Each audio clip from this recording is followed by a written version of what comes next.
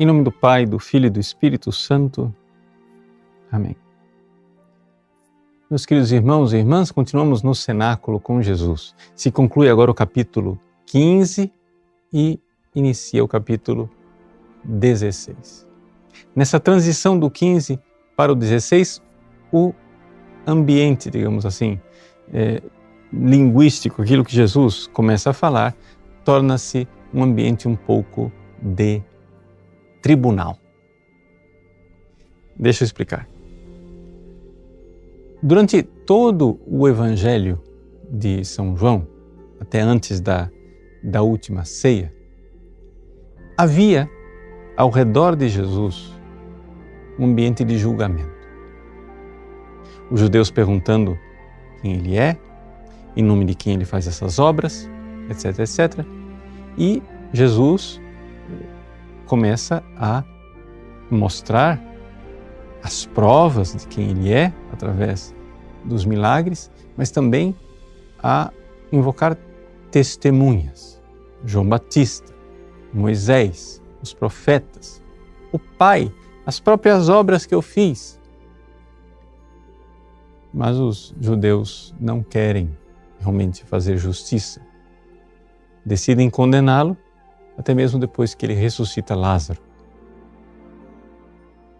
Alguém precisa morrer, diz Caifás. Convém que um homem só morra para que a nação não pereça. Pois bem, esse julgamento iníquo que aconteceu antes da última ceia, agora Jesus tem diante dos olhos a história futura da igreja.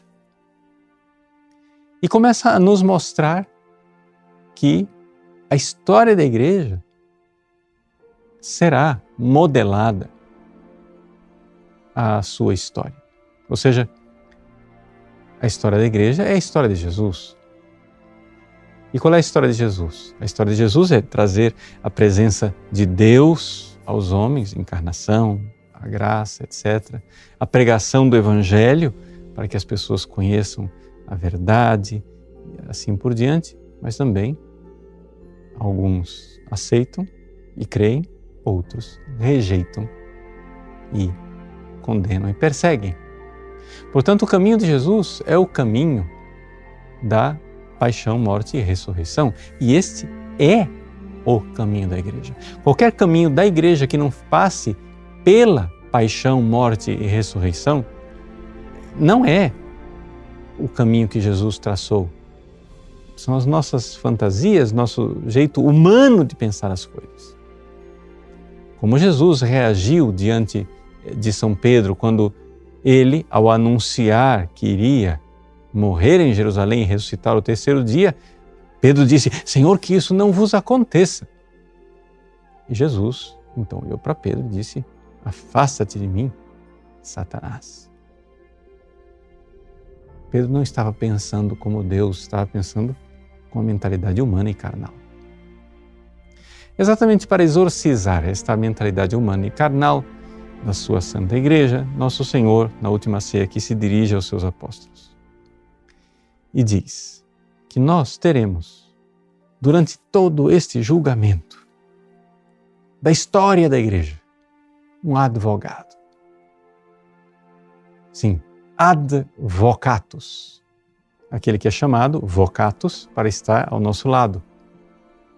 Paráclitos, exatamente a mesma coisa, né? Aquele que é chamado, né? Kaleo, para estar do nosso lado. Pará. É esta a realidade. Aquele que está do nosso lado é o nosso defensor. É o nosso consolador. Defensor e consolador são duas traduções possíveis do termo Paráclito, o Espírito Santo. Vamos ver então o que é que Jesus diz especificamente. Colocado esse grande contexto, fica mais fácil a gente entender agora e reler o Evangelho.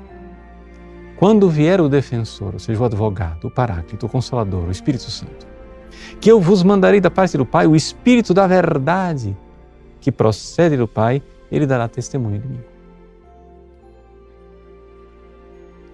Então essa é a primeira coisa. O testemunho, o advogado, ele dá testemunho, mas não diante dos tribunais deste mundo, em primeiro lugar. Em primeiríssima instância, o Espírito Santo dá testemunho no processo de conversão, se você quiser chamar assim, dentro de nós. O advogado começa por aí.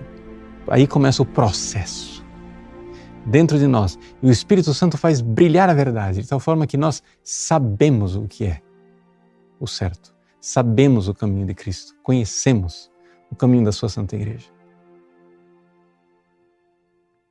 E então ele diz: eu vos disse estas coisas para que a vossa fé não seja abalada.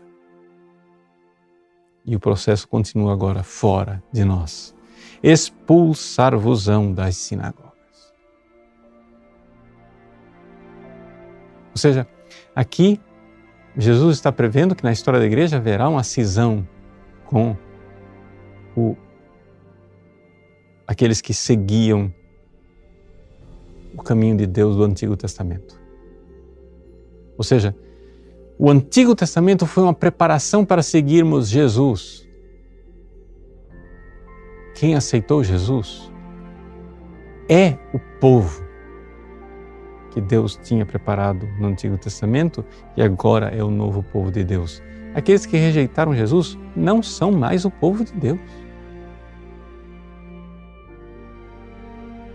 Expulsar-vos-ão das sinagogas, e virá agora em que aquele que vos matar julgará estar prestando culto a Deus.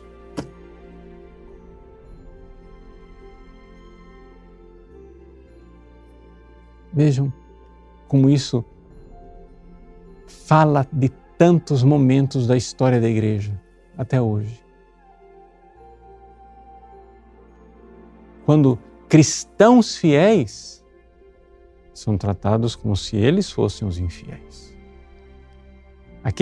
Os verdadeiros católicos são tratados como se fossem os católicos falsos, os católicos intolerantes, fechados, radicais, etc, etc.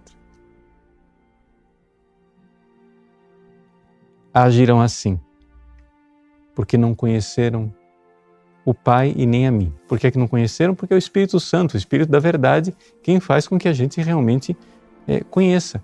E eu vos digo isso, para que vos lembreis de que eu o disse quando chegar a hora.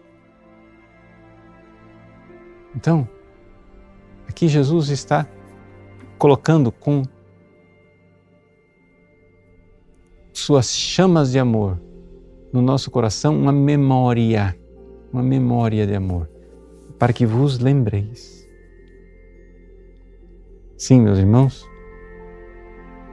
o processo continua, mas nós temos um defensor. Confiemo-nos a Ele, nosso advogado, que está do nosso lado, para sermos fiéis a Jesus e ao Pai, que o Espírito de verdade nos revelou. Deus abençoe você. Em nome do Pai, e do Filho e do Espírito Santo. Amém.